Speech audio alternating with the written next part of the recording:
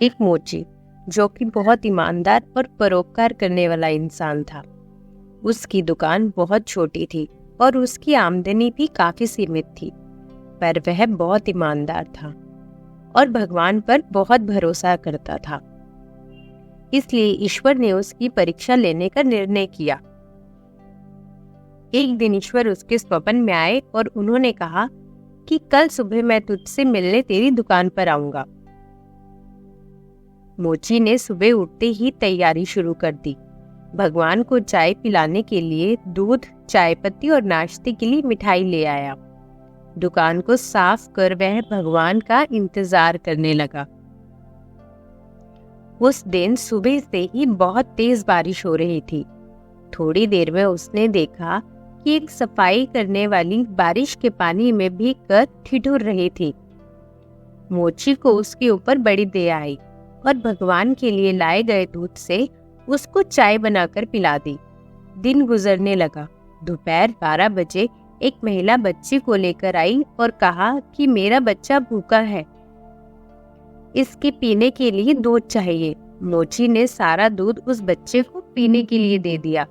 इस तरह शाम के 4 बज गए। मोची दिन भर बड़ी बेसब्री से भगवान का इंतजार करता रहा।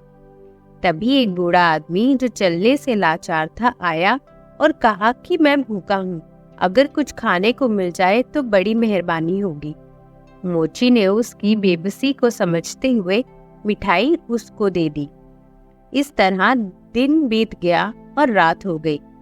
रात होते ही मोची के सब्र का बांध टूट गया और वह भगवान से नाराज होते हुए बोला कि वाह रे भगवान, सुबह से रात कर दी मैंने तेरे इंतजार में, लेकिन तू वादा करने के बाद भी नहीं आया।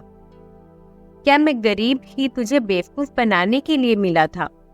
तभी आकाशवाणी हुई और भगवान ने कहा कि मैं आज तेरे पास एक बार नहीं 3 बार आया और तीनों बार तेरी सेवाओं से बहुत खुश हुआ और तू मेरी परीक्षा में भी पास हुआ है, क्योंकि तेरे मन में परोपकार और त्याग का भाव सामान्य मानव की सीमाओं से परे है।